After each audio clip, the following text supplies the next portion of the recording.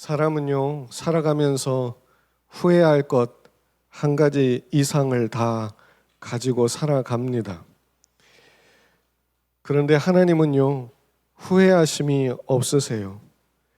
하나님은 그분이 하신 모든 일에 대해서 후회하심이 없으십니다. 누군가를 부르시거나 누군가에게 어떤 일을 맡기시거나 어떤 사건을 일어나도록 하시거나 어떤 목적을 가지고 역사를 하셨을 때 하나님께는요, 후회하심이 하나도 없습니다. 믿으십니까? 하나님께는 후회하심이 하나도 없어요. 사도 바울은 로마서 11장 29절에서 이렇게 말해요. 하나님의 은혜와 부르심에는 후회하심이 없느니라.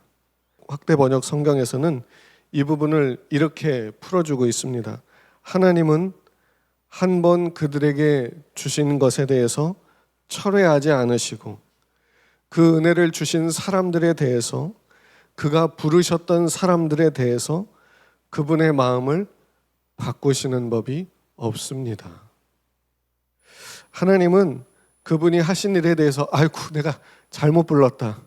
하나님의 일을 할 수 없는 놈인데 내가 잘못 불렀구나. 내가 이번에 이 일을 하면 놀라운 일이 일어날 줄 알았는데 내가 착각했구나. 하나님은 이런 법이 없으시다는 거예요. 그럴 생각도 없으시고 그분의 계획을 내가 잘못했다, 바꿔야지, 이런 일이 없으시다는 겁니다.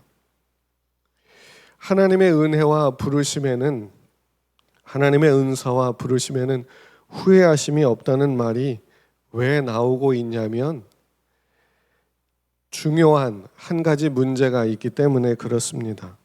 이스라엘에 대해서 그들이 예수님을 구원자로 오신 구세주인 메시아인 예수님을 거부했는데 그러면 그들은 어떻게 되냐? 이 문제에 대해서 지금 이야기를 하면서 바울이 말하는 거예요. 11장 1절에 바로 나오지요. 그러므로 내가 말하노니 하나님이 자기 백성을 버리셨느냐? 그럴 수 없느니라. 하나님은 이스라엘 민족을 택하셨던 것에 대해서 후회하심이 없으시기 때문에 그들을 이제는 다 버렸다라고 말할 수가 없다는 거지요. 그들의 불순종, 그들의 불신앙, 그들의 죄악과 악행을 통해서 하나님이 후회하시고 내가 잘못했다, 버려버려야지, 이러실 수가 없다는 거지요. 그래서 아직 그들은 하나님의 손에 붙들려 있다, 이 이야기를 하고 있는 겁니다. 그들이 죄악으로 인해서, 그들의 악한 범죄로 인해서 하나님께로부터 버림을 받아 그들의 운명이 그렇게 결정되는 것으로 끝나고 만다면 하나님의 은혜가 자리 잡을 곳이 없다는 얘기지요. 은혜라고 하는 것은 자기가 못한 것을 하나님께서 이루어 주시는 선물이기 때문에 그렇습니다. 이런 이유로 인해서 사도 바울은 이스라엘을 하나님이 아직은 붙들고 계시며 그들로 하나님께 돌아오도록 하나님은 그 일을 계획하고 계시다라는 이야기를 하는 거지요. 그런데요, 하나님께서 붙드신 자를 놓지 않으신다는 말, 하나님께서 택한 자를 구원해 내신다는 말을 우리가 들으면 이제 그때부터 의문이 생겨요. 어차피 구원해 내실 건데 차라리 처음부터 반역을 하지 못하게 만드시지, 차라리 못된 짓을 하지 못하도록 만드시지, 왜 악한 짓을 하도록 내버려 두셨을까? 그리고 그들을 나중에 붙들어서 돌아오게 하실 거라면, 하나님이 일부러 그렇게 해 주실 거라면 윤리가 무슨 필요가 있나? 거룩하게 살아가야 될 필요가 무슨 그런 필요가 뭐가 있는가? 어차피 하나님이 다 돌아오게 하실 거라면, 이런 의문이 들지요. 그런데요, 우리가 이런 의문을 갖기에 앞서서 한 가지 분명한 사실을 알고 있어야 됩니다. 믿고 구원받은 사람은 반드시 천국에 들어가고야 만다라고 주장하는 분들이나 믿고 구원받은 사람이라 할지라도 죄를 범하면 지옥 갈 수 있다라고 주장하는 분들이나 표현은 다르지만 똑같은 상황을 인지하고 있다는 거지요. 믿고 구원받은 사람도 지옥 갈 수 있다라고 주장하는 분들은 죄를 범하면 안 된다. 예수 믿고 나서도 죄를 짓지 마라. 빨리 회개하고 거룩하게 살아가라. 이렇게 말하지요. 그런데 이렇게 얘기를 하면 죄를 범하고 회개할 때마다 천국과 지옥을 막 수도 없이 왔다 갔다 하게 돼요. 그러면 믿고 구원받은 사람은 반드시 천국 간다라고 주장하는 분들은 어떨까? 믿고 구원받았다고 하는 사람이 죄를 범하면서도 회개하지 않는다? 죄를 범하면서도 괜찮다고 한다? 그러면 뭐라 하는지 아세요? 그 사람은 처음부터 구원받은 사람이 아닙니다 라고 말을 해요. 그가 가지고 있는 믿음은 거짓 믿음입니다 라고 얘기를 하지요. 그러니까 어차피 예수 믿고 구원받은 사람은 회개하며 하나님의 말씀을 따라갈 수밖에 없는 거예요. 이렇게 설명하는 사람이나 저렇게 설명하는 사람이나 표현의 방식이 다를 뿐이지 예수 믿고 구원받은 사람들에게 거룩한 길로 나아가는 것이 당연하다라고 다들 여기고 있다라는 거지요. 하나님이 가만두실 수 없기 때문에 그 은혜와 그 감동과 그 자비하심 때문에 회개하며 통곡하지 않을 수가 없다라는 거죠. 만약에 이런 걸 거부하고 있다면, 이런 걸 거부하면서 자기가 하고 싶은 대로 계속 살아가고 있다면, 이런 죄를 대수롭지 않게 여기면서 그냥 그렇게 살아가고 있다면 감리교와 장로교의 차이가 느껴지기도 하는데, 이런 부분에 대해서는 설명이 다를 뿐 감리교에서는 그러면 지옥 간다, 똑바로 살아라 이렇게 말하는 거고, 장로교는 그렇게 살면 구원받는 믿음이 아니다, 그거 잘못된 믿음이야, 제대로 믿고 제대로 구원받아야 돼 라고 이야기를 한다라는 거지요. 참된 믿음으로 구원받은 사람이라 할지라도 넘어질 수 있습니다. 죄를 범할 수 있어요. 가능성이 없지 않아요. 그런데요, 하나님은 그를 붙잡고 놓지 않으세요. 왜요? 자녀니까 포기할 수가 없어요. 놓을 수가 없어요. 그래서요, 정말로 구원받은 사람은 이러한 하나님의 권면과 인도하심을 거절하지 않습니다. 강권적인 이끄심을 거절할 수 없다, 이렇게까지 표현하는 분들도 계신데요, 생각해 보세요. 자녀가 자기 아버지에게, 자기를 낳아주신 어머니의 말씀에 저건 다 틀렸다고 생각하면서도 끝내 거절하지 못해요. 어머니 아버지의 말이 저건 다 틀렸어, 틀린 말이야 라고 해도 그 앞에서 거절하지 못하고 그 말을 무시할 수 없어요. 왜? 아버지고 어머니니까, 내가 그 자녀니까. 하물며 이렇거든 하나님께 구원받은 자녀인 성도가 어떻게 하나님의 말씀을 무시하고 외면할 수가 있겠습니까? 비록 그 자신의 부족함과 죄성과 정욕과 미혹으로 인해서 넘어질 수 있지만 회개로 이끄시고 거룩함으로 이끄시는 하나님의 권면을 무시할 수가 없어요. 거절할 수가 없어요. 마음대로 죄져도 괜찮겠네 이런 말을 할 수가 없어요. 아버지한테, 하나님한테 어떻게 그럴 수가 있겠습니까? 정말로 구원받은 사람은 하나님의 말씀을 따르는 방향으로 나아가지 않을 수가 없다는 겁니다. 그래서 만약에 하나님의 말씀으로 살고 있지 않다면, 하나님의 말씀을 따르지도 않고 회개하지도 않고 죄책감도 느끼지 않고 살아가고 있다면, 웨슬리의 말은 아니지만 웨슬리적 표현으로 말해보자면 믿음에서 비껴나가 타락하여 가는 사람이고, 칼빈의 말은 아니지만 칼빈적 표현으로 말해보자면 구원받은 사람이 아닌데 구원받았다고 스스로 착각하고 있기 때문이다 라고 표현이 되어진다는 거지요. 자, 이제 본문으로 다시 돌아와서 보겠습니다. 사도 바울은 지금 이스라엘을 하나님께서 택하신 것을 후회하지 않으시며 그들을 놓지 않으신다라고 말하고 있어요. 그러면서 뭐라고 얘기하냐면 그들의 실패와 그들의 죄와 그들의 허물을 통해 하나님이 하신 일이 있다, 이렇게 말을 하고 있지요. 하나님의 부르심을 받아 구원받은 자도 넘어질 수 있는데 넘어진 그가 회복하여 온전히 되기까지 하나님께서 그 사이에 있는 그 일들을 통해 무언가를 이루어 가신다는 의미이지요. 11절과 12절을 보겠습니다. 그러므로 내가 말하노니 그들이 넘어지기까지 실족하였느냐? 그럴 수 없느니라. 그들이 넘어짐으로 구원이 이방인에게 이르러 이스라엘로 시기나게 함이니라. 그들의 넘어짐이 세상의 풍성함이 되며 그들의 실패가 이방인의 풍성함이 되거든 하물며 그들의 충만함이리요. 아멘.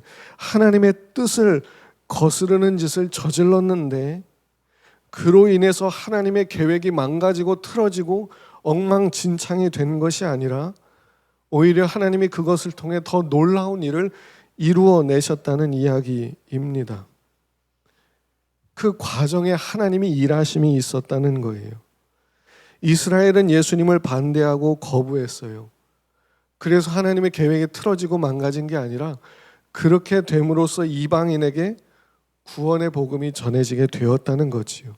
이스라엘의 거부로 인해서 세상이 멸망하고 망하고 끝난 게 아니라 이방인들에게 믿음으로 말미암는 구원이 전해지고 하나님의 구원의 역사는 더 풍성하게 진행되었다는 거지요. 로마서 5장 8절부터 10절을 보겠습니다. 우리가 아직 죄인 되었을 때에 그리스도께서 우리를 위하여 죽으심으로 하나님께서 우리에 대한 자기의 사랑을 확증하셨느니라. 죄인이었을 때 하나님은 그분의 사랑을 보여주셨다. 그러면 이제 우리가 그의 피로 말미암아 의롭다 하심을 받았으니 더욱 그로 말미암아 진노하심에서 구원을 받을 것이니 곧 우리가 원수 되었을 때 그의 아들의 죽으심으로 말미암아 하나님과 화목하게 되었은즉 화목하게 된 자로서는 더욱 그의 살아나심으로 말미암아 구원을 받을 것이니라. 예수님의 죽으심이 우리를 구원으로 인도했다면 그분의 부활하심으로 얼마나 더 큰 일들이 이루어지겠느냐, 그런 말이지. 우리 입장에서 보면 예수를 죽였는데 예수를 죽인 것으로 인해서도 이런 은혜를 받았는데 믿고 순종하면 얼마나 더 큰 은혜를 받겠느냐, 그런 이야기인 거지요. 여러분, 하나님은요 그의 자녀들의 넘어짐과 쓰러짐을 허락하십니다. 하나님은 그의 사랑하는 자녀들의 무너짐과 깨짐과 좌절함과 절망함과 분노와 그들의 비참하게 되는 것을 허락하십니다. 이 허락한다는 표현이 듣기에 따라서 조금 느낌이 많이 다를 수 있는데 우리 입장에서 보면 유혹을 받고 미혹을 받고 근데 그런 상황에서 돕는 손길이 없어서 어쩔 수 없이 넘어지고 자빠져서 하나님이 돕질 않아 주셔가지고 죄에 넘어졌다는 이야기지. 힘들고 괴로운 일이 있으면 안 되는데 그런 일이 벌어져서 지금 상황이 최악으로 흘러가는데 하나님이 막아주지 않으셔서 우리를 무자비하게 대하는 그 일들 속에서 속수무책으로 넘어져 버렸는데 좌절하고 원망하고 분노하며 그냥 절망에 빠져버렸는데 하나님은 가만히 계시더라. 우리 입장에서는 하나님이 가만히 계시더라 라는 거지요. 그런데 그 가만히 계시다라고 하는 것은 우리의 평가고 우리의 판단이지만 하나님의 입장에서는 하나님은 그것을 우리에게 허용하셨다, 허락하셨다라는 거지. 무슨 말입니까? 하나님은 우리가 그렇게 넘어지고 쓰러지는데도 그분의 일을 쉬지 않고 계셨다라는 겁니다. 하나님의 허락하심과 허용하심 때문에 그런 일이 일어난 거지. 하나님이 우리가 생각하는 대로 우리를 내버려 두고 우리 삶 가운데 부재하시고 안 계시고 어디 멀리 여행 가시고 그런 것이 아니라는 거죠. 우리의 죄 때문에 너 같은 쓸모없는 놈은 내가 더 이상 함께 할 수 없겠다라고 하며 내치신 것이 아니라는 거지. 우리가 반드시 믿어야 되는 것이 있습니다. 하나님은 그를 믿는 자, 예수님을 영접한 자의 삶 속에 항상 함께 하시고 항상 역사하고 계신 분이라는 거예요. 우리의 눈으로, 우리의 판단으로는 하나님은 가만히 있어요. 하나님은 쉬고 계세요. 하나님은 일하지 않고 계세요. 하나님은 나를 버리셨어요. 이게 우리의 판단이에요. 근데 하나님의 판단과 하나님의 눈에서는 붙들고 놓지 않고 그분의 또 다른 일들을 이루어 가고 계시다는 거지요. 그래서 넘어지고 쓰러진 사람의 입장에서는 죽을 맛이고 죽을 지경이고 진짜 미칠 것 같고 괴롭고, 그런데 죄책감으로 인해서 회개하지 않을 수 없고 억지로라도 이렇게 살다 지옥 갈까 봐 두려워하여 공포감 속에 회개하며 주님께 나아오는데 하나님은 이러한 것들을 허용하셨다. 그 큰 뜻에서는 하나님의 손에 붙들린 자요, 우리의 보이지 않는, 그래서 우리의 시각 속에서는 나 혼자 버려진 채로 하나님께 악을 써가면서 나아가는 것만 우리에게는 보여지는 거지. 믿는 자의 삶 속에 항상 하나님께서 활동하시고 역동적으로 역사하시는 모습이 보여진다면, 느껴진다면 얼마나 좋을까. 그러나 하나님의 일하심은 우리에게 보이지 않아요. 그래서 우리에게 보여지는 것은 그저 내가 무너지는 것과 좌절하는 것과 세상에서 가장 쓸모없는 사람이 나구나, 세상에서 가장 비참한 사람이 예수 믿는 사람들이구나 라고 하는 상황에까지 내려가게 되지요. 그런데 그 상황에서도 하나님은 그들을 붙들고 그분의 일을 이루어 가고 계십니다. 하나님께서 왜 이러한 일들을 우리에게 허락하고 허용하실까? 우리로 온전한 모습으로 하나님께 나아오게 하기 위해서입니다. 그 온전한 모습이 뭔지 아십니까? 믿음입니다. 믿음으로 나아오기를 기다리시지요. 이스라엘 백성들은 거절했습니다. 믿음이라고 하는 거 거절했어요. 그들에게는 율법이 있었고 제사제도가 있었고, 율법을 지키고 제사를 지내니까 자기들은 의롭다 하고 믿음이라고 하는 건 다 버렸습니다. 그들에겐 행함만 남았죠. 행위만 남았습니다. 그래서 그들을 주님께서 옆으로 잠깐 치우시고 예수를 거부하고 거절한 그들 대신 이방인인 우리에게 믿음으로 말미암는 복음이 전해지게 하셨고, 우리로 오직 믿음으로 구원을 얻게 하셨습니다. 우리가 행한 것이 없어도 그분이 나를 위해 베풀어 주신 예수 그리스도 구원의 십자가를 붙들고 의지할 때 자녀로 받아주시고 이 삶 속에서도 믿음으로 살아가게 하셨지.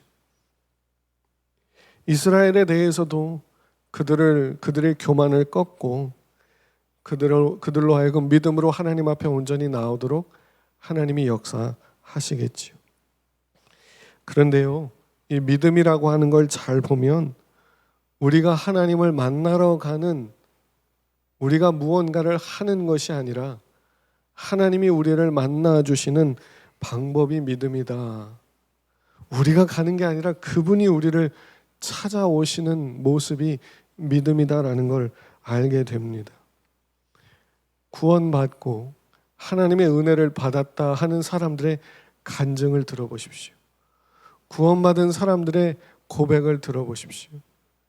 내가 이렇게 했더니, 이런 일을 했더니 하나님이 만나 주십디다. 내가 이러한 헌신을 했더니 하나님이 만나 주십디다. 내가 이러한 수고를 하고 이러한 희생을 하고 이러한 노력을 했더니 주님이 잘했다고 하십디다. 이런 사람이 없잖아요. 망하고요, 사업도 망하고요, 가정도 파탄나고요, 진짜 몸도 다 망가지고요, 질병으로 인해 죽을 지경이 됐을 때 그때 예수님 살려주세요 라고 손을 내밀었더니 그분이 잡아주십디다.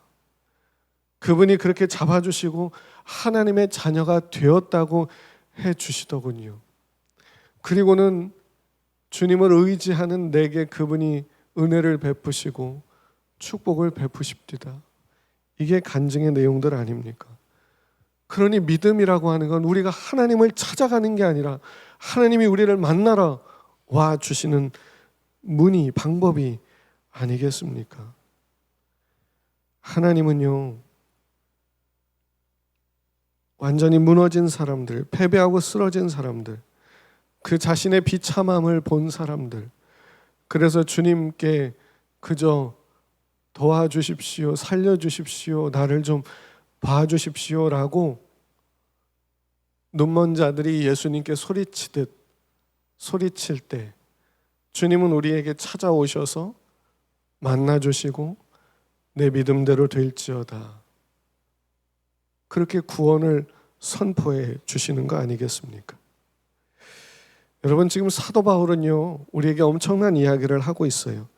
믿음으로 구원받고 구원받으면 천국 가니까 죄책감 갖지 말고 회개하면서 잘 살아라, 이런 이야기에서 머무르는 것이 아니라 하나님의 위대함을 보여줘요. 우리에게 잘못하고 쓰러지고 넘어지는 걸 허용하시고, 그리고 그 가운데 하나님께서 더 놀라운 일들을 이루어 가고 계시고, 또한 잘못하고 있는 우리를 불러내셔서 겸손함으로 믿음을 갖게 하시고, 모든 것이 하나님의 은혜요, 하나님의 인도하심이요, 그 모든 것을 통해 하나님의 영광을 나타내시는 것을 보게 하고 계신다, 이런 이야기를 하고 있습니다. 여러분, 이러한 하나님의 은혜와 일하심이 이해가 잘 되십니까? 이해가 잘 안 되는 게 당연한 거예요. 미분, 적분, 수학 공부하면서 설명을 한번 10번 들어보세요. 10번 들어봐도 뭔 소리인지 모를 때가 많아요.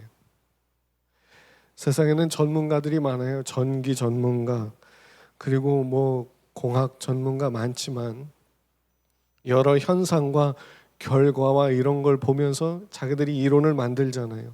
그리고 그런 이론으로 다 설명하지만 실제로는 모르는 게 많이 있대요. 여러분, 하나님께서 우리에게 베푸신 은혜, 하나님께서 우리 가운데 일하시는 모습, 그냥 단순하게 잘하면 복 받고 못하면 벌 받고, 무슨 문제가 생기면 내가 뭐 잘못했나? 우리가 생각하는 건 이게 전부지만, 하나님은 그 가운데서 우리를 만들어 가고 계시고, 그 모든 과정들을 통해서 그분의 뜻과 섭리를 이루어 가고 계십니다. 여러분, 우리의 삶을 보십시오. 우리의 자책, 우리의 분노, 우리의 슬픔, 우리의 고통, 우리 마음의 번민들이 무엇을 만들어내고 있는지를 한번 생각해 보십시오. 우리에게는 자책과 분노와 허무함과 원망과 누구 때문이야 라고 하는 정죄만 남지만, 하나님의 은혜는 그 속에서 풍성하게 역사하고 있습니다.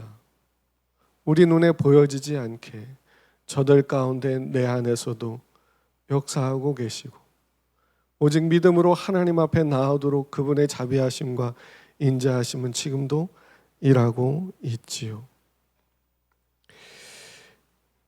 여러분, 우리는요, 하나님의 은혜로 매일매일을 살아가고 있습니다. 아멘.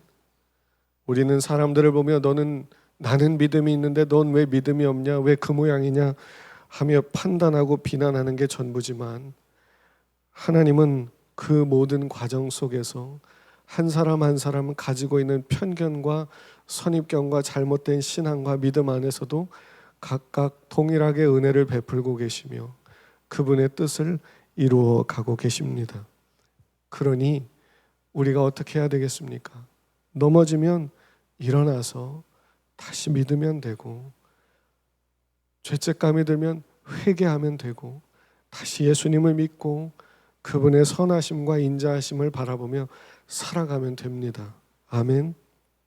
예전에 제 어머니께서 제게 해주셨던 말씀이 있어요. 잘못했으면 자책하지 마. 잘못했으면 그것 때문에 막 자기 자신을 정죄하면서 죽음에까지, 자살하는 데까지 그렇게 가지 마. 잘못했으면 다음에 잘하면 돼. 그게 다야. 잘못했으면 다음에 잘하면 되지. 누가 뭐라 한다고. 이번에 잘못한 게 보여줘서 그것 때문에 문제가 생겼으면 다시 다음엔 안 하면 되지. 다음엔 그걸 피하면 되지.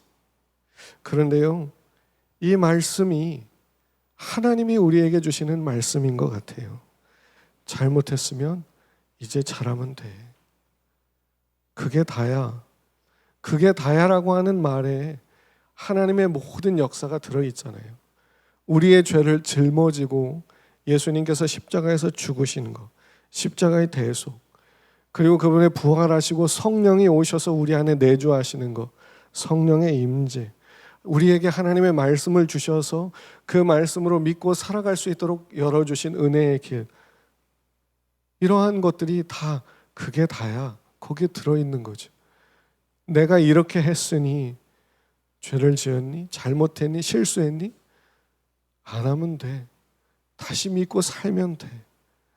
나는 너를 통해서 이러한 일들을 이루어 나갈 거야. 너에게는 아무것도 보이지 않을 거야. 너에게는 아무것도 느껴지지 않을 거야. 근데 난 너를 통해 일을 하고 있단다. 박영선 목사님은요, 이런 말을 했어요.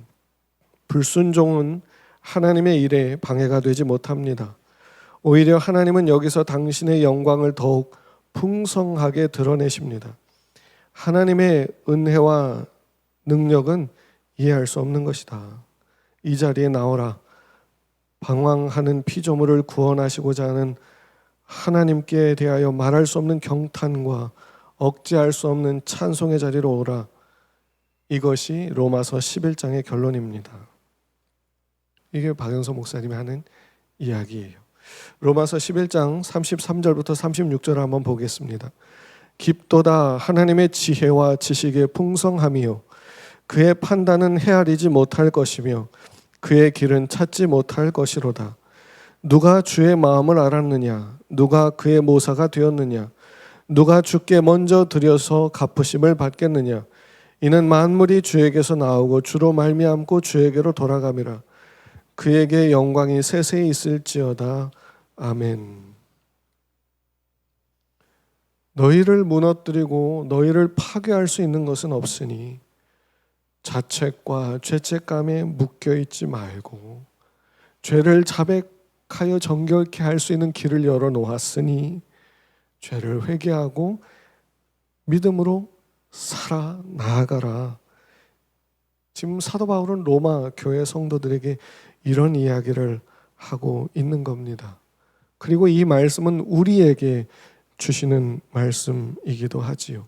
우리의 불순종과 우리의 죄악으로 인해서 우리는 여기서 점점 더 망하고 그러다가 천국에 들어갈 소망까지도 왜 나 같은 놈이 어떻게 천국 가? 이런 상태에 빠질 수밖에 없는 것이 우리 모습인데 하나님은 그런 우리 모습 속에서 회개와 자책과 이 모든 모습 속에서 하나님은 그분의 일들을 이루어 가시더라. 우리에게 더 큰 은혜를 베풀어 주시더라 라는 거지. 그러니 그 믿음을 놓치지 말고 붙들고 살아가라.